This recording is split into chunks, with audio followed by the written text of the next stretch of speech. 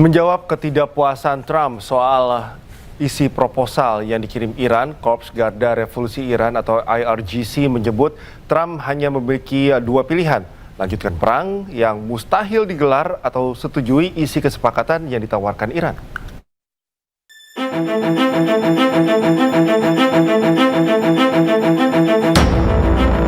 Korps Garda Revolusi Iran atau IRGC menanggapi pernyataan Donald Trump soal ketidakpuasannya atas proposal perdamaian yang dikirim Iran.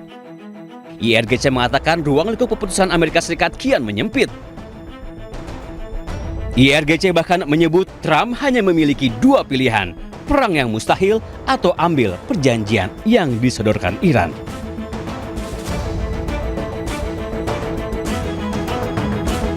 Sebelumnya Iran telah menyerahkan proposal perdamaian kepada Washington.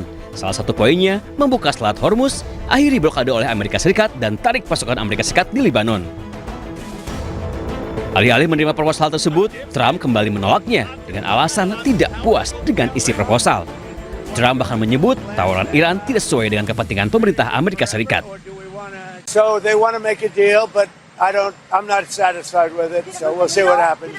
Iran wants to make a deal because they have no military left, essentially, and they want to make a deal, but I'm not satisfied with it. Selain tidak puas, Trump bahkan menuding ada perpecahan dalam pemerintahan Iran. Amerika Serikat kini tengah dihadapkan dengan kondisi sulit melanjutkan perang di medan Iran yang ganas tanpa persetujuan Kongres atau menerima perjanjian damai yang disodorkan Iran meski mungkin merugikan bagi Amerika Serikat. Lalu apa pilihan sulit yang mungkin diambil Amerika selanjutnya? Untuk membahas lengkapnya kami telah terhubung dengan dosen hubungan internasional BINUS University, Tia Mariatul Kiptia. Selamat malam, Assalamualaikum Mbak Tia, apa kabar? Selamat malam, Waalaikumsalam Mas Cikal, kabar baik Alhamdulillah. Ya Mbak Tia, ini Iran memberikan ultimatum ya kepada Amerika Serikat, lanjutkan perang atau terima isi proposal. Apakah ini semacam gertakan diplomatik dari Iran atau Iran tahu posisi sulit dari pihak Amerika Serikat yang diharapkan dengan persetujuan Kongres dan akan hadapi Piala Dunia pada Juni mendatang? Ya, dua-duanya, Mas Cikal, betul. Okay. Satu, ini merupakan gertakan diplomasi dari pihak Iran. Dua, Iran mengetahui bahwa saat ini Amerika Serikat tidak mempunyai pilihan lain karena memang Kongres saat ini betul-betul mempressure Trump untuk segera menghentikan perang, kemudian meminta pasukan Amerika Serikat di perairan dan Iran supaya ditarik kembali. Dan ternyata hasil vote itu hanya dua orang yang berselisih ya. Tadinya kan cukup signifikan, ada sekitar 4-3 suara yang vote untuk agar Amerika Serikat menarik pasukannya. Kali ini 1 hanya banding 1. Artinya memang kalau yang satu itu banding itu adalah berhasil untuk sepakat bahwa Amerika Serikat dan Trump harus menarik pasukannya dari perairan Iran, artinya memang perang ini berakhir, begitu. Okay. Jadi Iran mengetahui betul titik lemahnya Trump, sehingga tiba-tiba mengusulkan 14 poin proposal. Yang tentu saja Trump marah, begitu ya, karena isi dari 14 poin itu betul-betul tidak menguntungkan pihak Amerika Serikat, terutama dalam pengaturan Hormuz, begitu ya, dan poin-poin lain. Oke, Mbak Tia, tadi Anda mengatakan bahwa ya oke, ini memang bentuk gertakan Iran, tapi ini merupakan salah satu respon Iran terhadap pernyataan Trump yang juga memberikan dua pilihan, begitu ya, membumi hanguskan Iran atau bernegosiasi kembali. Bagaimana respon dari Washington sendiri terhadap gertakan atau dua pilihan Iran yang cukup keras ini? Khawatirnya memang perubahan dari Kongres ini berubah, Mas Cikal. Jika Kongres ini berubah dan memberikan Trump satu kesempatan lagi, satu kesempatan itu khawatirnya dijadikan oleh Trump untuk menyerang Iran habis-habisan. Jadi kan Iran ini cerdas, begitu ya. Dia mengetahui betul bahwa Amerika Serikat tidak memiliki pilihan, hanya ada dua. Satu, melanjutkan perang yang tidak mungkin dilakukan karena tekanan dari Kongres. Yang kedua adalah untuk Iran sendiri, Amerika Serikat harus membuka Selat Hormuz dan menyetujui kesepakatan yang diajukan oleh Iran. Jadi memang Iran tahu betul ini celahnya bahwa saat ini Kongres sedang melakukan pressure terhadap Trump, begitu. Nah, khawatirnya ternyata dengan melihat situasi seperti ini dan poin-poin itu sendiri tidak menguntungkan untuk pihak Amerika Serikat, kemudian Kongres merubah. merubah keputusannya dan memberikan kesempatan satu kali lagi terhadap Trump untuk mampu melakukan penyerangan terhadap Iran. Jadi kalau ini diberikan satu kesempatan lagi, khawatirnya kesempatan ini dilakukan oleh Trump dengan habis-habisan menyerang Iran, bahkan bisa jadi akan menyerang infrastruktur serta fasilitas sipil Iran. Itu yang dikhawatirkan, Mas Cikal. Apakah memang hal itu Anda melihatnya bisa dalam waktu dekat bisa saja terjadi, mengingat Iran juga sepertinya membuka diri saja. Oke, kalau kita mau perang besar-besaran, perang habis-habisan, ya silahkan ditunggu begitu. Ya. Ya, sepertinya demikian. Iran sudah menghitung betul kalkulasi ini, kemudian makanya tiba-tiba ada 14 poin proposal. Yang ini sebetulnya mengejutkan Amerika Serikat karena Amerika Serikat itu berharap pada round 3 dan itu menguntungkan pihak dia. Tapi ternyata di luar dugaan ada tekanan dari Kongres, bahkan menyebutkan limit ya. Limit waktu kalau tidak salah itu sekarang Mei ya, di 30 April, di 1 Mei itu harusnya Trump sudah menarik seluruh pasukannya dari perairan Iran. Karena memang penyerangan dari pihak Amerika Serikat terhadap Iran itu tidak menguntungkan Amerika Serikat sama sekali begitu. Dan Iran mengetahui ini sungguh-sungguh tidak menguntungkan Trump, makanya tiba-tiba ada pengajuan 14 poin proposal. Dan Trump seperti biasa itu tidak ingin terlihat kalah. Tidak ingin terlihat kalah, kemudian ego begitu ya muncul, kemudian dibarengi juga dengan tentu kepentingan nasional Israel. Dan Trump tahu betul bahwa Israel tidak menginginkan kesepakatan 14 poin ini, makanya kemudian Trump mengatakan bahwa Iran sudah tidak memiliki bargaining position dalam senjatanya sudah musnah, sudah tidak punya kekuatan lagi, maka dianggap 14 poin ini sangat merugikan Amerika Serikat. Jadi Trump menyatakan bahwa kalau begitu kita perang saja begitu ya. Tapi saya pikir Iran tidak mudah digertak dengan kata-kata kalau begitu perang saja. Pasti ini akan diberikan feedback juga, dan sepertinya Iran sudah sekali lagi sudah menghitung kalkulasi dan Iran juga siap untuk berperang. Seberapa besar peluang atau kesempatan itu diberikan kepada Trump, mengingat dan apakah Anda menilai selama ini apa yang dilakukan Amerika Serikat sudah dengan kalkulasi yang cukup matang dalam melakukan serangan ke arah Iran? Kalau misalnya dari pihak vote-nya ya, dari pihak vote Kongres, itu sebetulnya kan hanya ada satu anggota Kongres yang masing-masing saling berselisih. Jadi artinya kalau misalnya dua anggota Kongres ini, satu dari Republik, satu dari Demokrat, itu sepakat, berarti semuanya kompak begitu ya untuk meminta Amerika Serikat menarik pasukannya di perairan Iran begitu. Hanya saja Trump bisa saja mengabaikan suara Kongres, bisa saja. Jadi dia akan satu kali lagi menyerang Iran habis-habisan, begitu ya. Kemudian apa yang diancam oleh Trump untuk menghabisi seluruh fasilitas Iran, termasuk juga fasilitas sipil.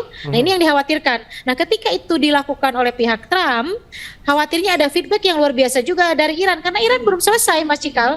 Iran belum selesai, kemudian pasukan militernya juga masih cukup kuat. Dan ini bukannya mengakhiri perang begitu ya, karena saya sejujurnya saya berharap ada round 3 begitu, tapi ternyata tiba-tiba berubah, tiba-tiba Trump emosi ketika melihat poin by poin dari 14 kesepakatan ini. Jadi nanti feedback Iran itu akan makin membesar kembali begitu.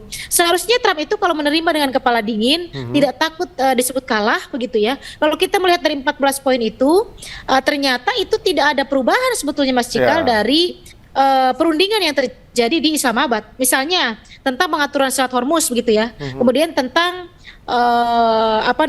konflik di Lebanon antara Hezbollah dengan Israel, itu kan bukan suatu poin yang baru begitu, kalau diterima dengan kepala dingin ya, karena memang ini Trump itu sungguh-sungguh tidak ingin terlihat kalah. Ya, di poin mana kira-kira yang membuat Trump itu tidak bisa menerima proposal tersebut? Iya, karena itu poin yang memberatkan itu adalah penarikan pasukan di Lebanon. Itu tidak mungkin, karena kalau dengan penarikan pasukan di Lebanon ditarik oleh Amerika Serikat, artinya mengancam Israel. Dan mengancam Israel sudah pasti itu tidak mungkin dilakukan oleh Trump karena sudah ada deal dengan Netanyahu. Maka itu memberatkan juga. Kedua adalah pengaturan Selat Hormuz.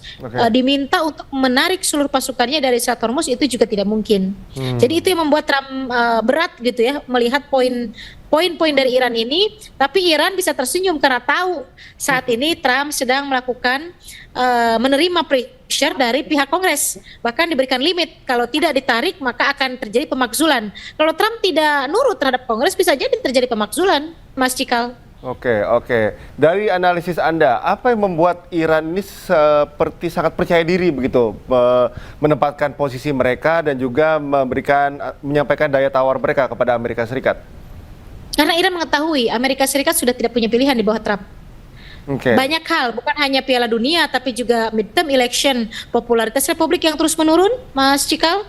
Kemudian tekanan Kongres yang luar biasa, publik Amerika Serikat yang sudah sangat tidak tertarik lagi dengan segala keputusan Trump tentang Iran, itu sungguh memberatkan. Dan Iran sayangnya mengetahui ini. Saya pikir juga ada informasi intelijen yang melihat bahwa memang posisi Amerika Serikat sudah sangat tidak menguntungkan untuk pihak Amerika Serikat sendiri. Makanya ada 14 poin tiba-tiba ini mengejutkan Trump dan Trump marah begitu. Oke, beberapa kali ya Amerika Serikat mencoba untuk mengganggu negara lain. Kita juga tahu sebelumnya ada Greenland, kemudian juga ada Venezuela. Apakah memang ke negara Iran ini tidak semudah dengan apa yang dibayangkan oleh Trump ketika dia mungkin mengganggu Venezuela dan juga mungkin beberapa negara lain?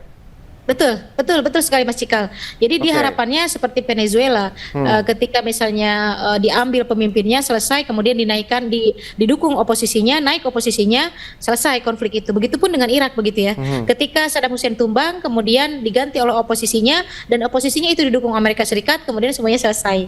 Dan Trump melihat ketika rezim Ali Khamenei itu digulingkan, akan diganti oposisinya dan didukung Amerika Serikat, semuanya akan selesai dan Iran akan ada di pihak Amerika Serikat dan sudah tidak membahayakan Israel lagi. Tapi ternyata di luar dugaan, setelah Ali Khamenei itu meninggal, ternyata digantikan oleh putranya dan cukup kuat posisinya. IRGC juga masih kuat, struktur pemerintahan Iran masih kuat, rezim tidak berubah, rakyatnya makin solid, tidak ada perpecahan seperti yang ditudingkan Amerika Serikat. Inilah di luar prediksi. Maka konflik ini menjadi sangat berkepanjangan. Kemudian tiba-tiba ada isu bahwa Kongres menekan Trump untuk segera menarik seluruh pasukan Amerika Serikat, juga kapal-kapal yang ada di perairan Iran. Ini juga mengejutkan Trump dan Iran mengetahui ini. Makanya dia tiba-tiba, Amerika sudah tidak punya pilihan, hanya dua, mundur atau melanjutkan perang. Dua-duanya tidak baik untuk Amerika Serikat dan Iran tahu betul tentang ini. Makanya keluar 14 poin yang itu membuat Trump Amerika Serikat itu marah. Oke. Kita anggap saja Trump berlapang dada, kemudian Iran mungkin dianggap menang. Bagaimana ini dampaknya terhadap kontestasi politik global? Kalau misalnya Amerika Serikat mundur, efeknya luar biasa, Mas Cikal. Satu, marwah ibaratnya ya. Kekuatan Amerika Serikat sudah tidak dilihat lagi artinya di kawasan Teluk. Selama ini kan Amerika Serikat menjadi aliansi kuat permanen dari negara-negara Teluk, Uni Emirat Arab, Qatar, Kuwait, Saudi Arabia, Oman begitu ya. Tapi dengan misalnya Amerika Serikat mundur tanpa ada perundingan berikutnya, kemudian Iran masih tegak berdiri, rezimnya tidak berubah, semuanya masih membaik. Bahkan kalau sampai sanksi ekonomi Iran dilonggarkan, itu sudah tidak ada lagi respect dari negara-negara aliansi di Timur Tengah terhadap Amerika Serikat. Artinya memang, wah ternyata Amerika Serikat tidak sekuat itu. Menarik sekali kalau kita bisa membayangkan bagaimana perubahan value Amerika Serikat terutama untuk negara-negara Timur Tengah. Tahan dulu, Mbak Tia, kita akan ikuti informasi berikut ini terlebih dahulu. Pemirsa, meski dalam kondisi gencatan senjata dengan Iran, aktivitas penerbangan militer Amerika Serikat meningkat ke Timur Tengah. Hal tersebut terpantau berdasarkan pelacakan penerbangan Flight Radar 24.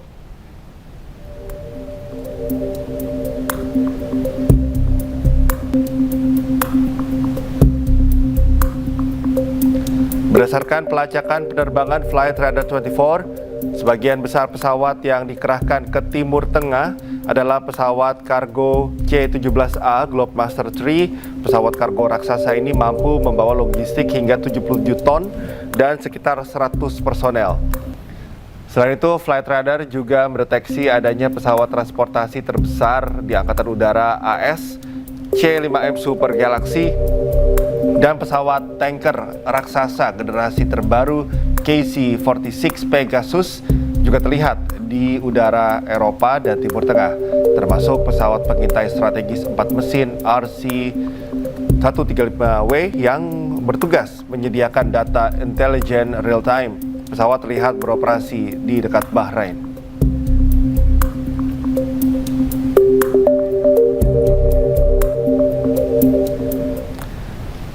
Ya, jangan kemana-mana pemirsa, dialog akan kami lanjutkan usai jeda. Ya, kita akan lanjutkan perbincangan dengan dosen hubungan internasional BINUS University, Tia Mariatul. Mbak Tia, kita lihat tadi bahwa bagaimana kita akan menghubungi Tia Mariatul kembali untuk melanjutkan perbincangan, pemirsa. Halo Mbak Tia. Baik, kita akan menunggu tersambung kembali dengan pemirsa ya. Kita bisa melihat meski dalam kondisi gencatan senjata dengan Iran, aktivitas penerbangan militer Amerika Serikat meningkat ke Timur Tengah. Hal ini terpantau berdasarkan pelacakan penerbangan Flight Radar 24.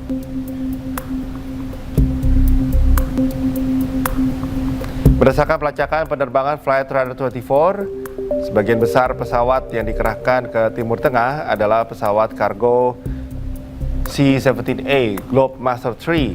Pesawat kargo raksasa ini mampu membawa logistik hingga 77 ton dan sekitar 100 personel.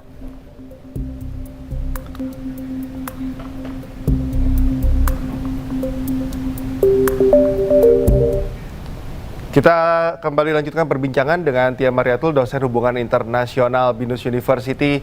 Mbak Tia, tadi kita berbicara mengenai value Amerika Serikat di Timur Tengah. Ini kalau kita sudah cukup lama mengenal Amerika Serikat sebagai negara adidaya, tiba-tiba dengan mungkin alasan perang yang mungkin agak absurd, tidak jelas. Kemudian Amerika secara value dia turun sebagai negara. Ini bagaimana dampak efek dominonya terhadap politik global?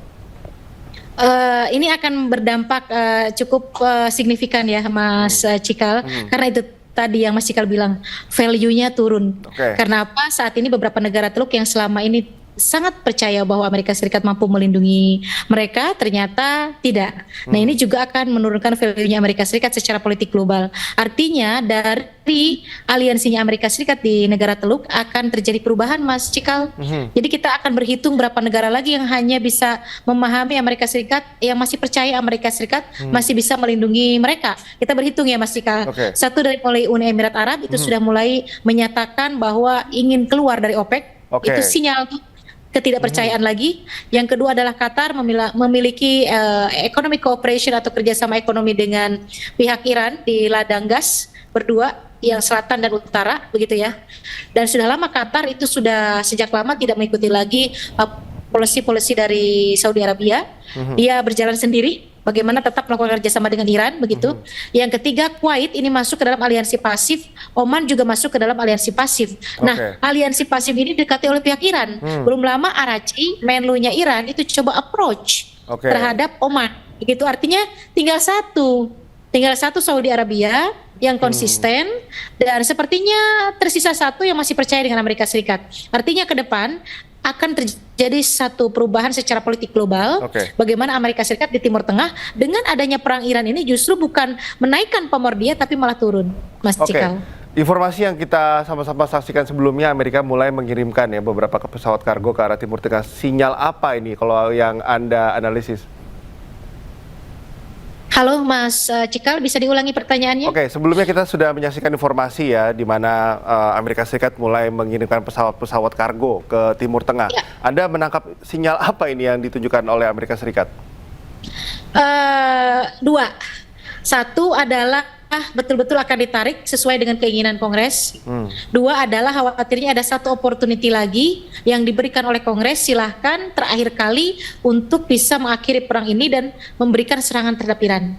Jadi itu dua kapal kargo, pesawat-pesawat kargo ini adalah dalam upaya untuk menarik pasukan, baik di itu perairan Iran ataupun di beberapa titik-titik di sekitar Iran, atau dipersilahkan untuk menyerang terakhir kalinya. Nah, yang kita khawatirkan itu adalah poin kedua, yaitu satu opportunity yang diberikan oleh Kongres.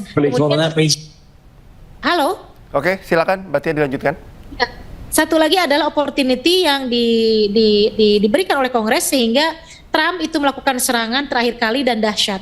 Khawatirnya itu yang poin kedua Mas Cikal. Oke. Jika diberikan kesempatan, bagaimana dengan respon negara-negara besar lain? Kita katakan saja Cina atau Rusia. Saya pikir kalau misalnya Iran tidak mampu melakukan feedback yang seimbang yang dilakukan oleh Amerika Serikat, Cina dan Rusia tidak akan diam karena memang Cina dan Rusia dalam kebijakan luar negerinya terhadap Iran itu menjaga eksistensi Iran di kawasan. Artinya kalau tidak ada Iran dan Iran lemah sama dengan melemahkan mereka berdua. Walaupun secara tidak langsung terlihat membantu Iran, tapi Iran sangat penting posisinya berada di kawasan Timur Tengah untuk Rusia dan Cina. Untuk apa? Yaitu tadi untuk menghalau hegemoni Amerika Serikat di kawasan Timur Tengah. Jika sampai Iran tidak ada di kawasan ini, maka artinya itu kekalahan juga untuk Rusia dan Cina. Dan itu yang tidak diinginkan oleh Rusia dan Cina. Bagaimanapun caranya, Iran harus tetap ada, harus tetap eksis untuk menghalau hegemoni Amerika Serikat dan Israel di Timur Tengah. Sama pentingnya Iran ini untuk Cina dan Rusia adalah sama pentingnya Israel di kawasan untuk Amerika Serikat. Jadi masing-masing itu dua-duanya mementingkan kepentingan nasionalnya. Amerika Serikat mempertahankan Israel di kawasan, bagaimana negara ini sovereignty-nya terjaga, mengikuti keinginan Israel begitu ya, karena memang adalah tangannya Amerika Serikat di kawasan, dan Cina dan Rusia tangannya itu adalah Iran di kawasan. Jadi tidak mungkin mereka berdua diam dalam posisi Iran dilemahkan begitu. Jadi jika mungkin dikatakan bahwa katakanlah Putin dia menerapkan strategi wait and see ya terhadap perang Iran ini, ketika mungkin amunisi dari Amerika sudah habis, dia masih banyak. Ini anggapan awal seperti ini, kalau dari analisis Anda seperti apa? Saya melihatnya dari pihak Iran saja belum selesai, amunisinya belum habis. Oke. Artinya kalau diserang habis-habisan, Iran juga akan habis-habisan melakukan feedback.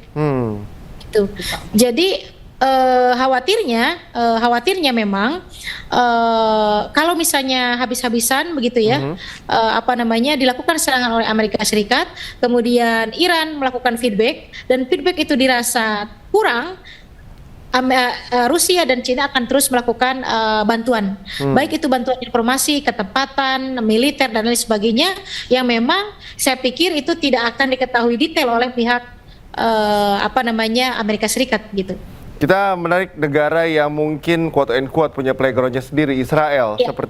Seperti apa? Mereka seperti menunggu atau mendompleng Amerika Serikat, tetapi juga mereka melakukan pergerakan sendiri di beberapa negara. Anda melihat bagaimana ke depannya apabila Amerika diberikan kesempatan, Israel akan berbuat seperti apa? Israel itu akan terus menuntut supaya Iran dilucuti semuanya, terutama dari kemampuan rudal balistiknya dan dari kemampuan nuklirnya. Itu yang diinginkan Israel. Maka tidak ada tawar-menawar Israel dalam hal ini dengan Amerika Serikat, terutama antara Netanyahu dengan Trump. Apapun yang terjadi dalam misalnya perundingan ataupun dalam kebijakan Amerika Serikatnya, Israel hanya meminta dua itu tadi, dilucuti secara kemampuan rudal balistik, yang satu lagi adalah dilucuti secara kemampuan nuklirnya Iran. Karena ketakutan Israel yang luar biasa terhadap Iran. Jadi kalau misalnya Trump mengakhiri perang pun, dua poin itu adalah tawaran dari Israel terhadap Amerika Serikat begitu. Dan Trump harus mengikuti itu. Makanya saya mengatakan kenapa Trump senurut itu terhadap keinginan Netanyahu. Apa yang dimiliki oleh Netanyahu sehingga habis-habisan Trump melakukan perang ini terhadap Iran, sementara secara keuntungan untuk rakyat Amerika Serikat itu tidak ada memerangi Iran itu. Karena apa yang dimainkan oleh Netanyahu begitu. Karena itu tadi Netanyahu hanya ingin dua itu, dilucuti kemampuan rudal balistik, kemudian pengayaan uraniumnya kalau bisa nol. Dan itu tidak mungkin diterima oleh Iran begitu, Mas Cikal. Baik, Mbak Tia, terima kasih atas analisisnya dan juga kesediaan waktunya untuk bersama kami berbagi informasi di Breaking News. Terima kasih sekali lagi, salam sehat selalu.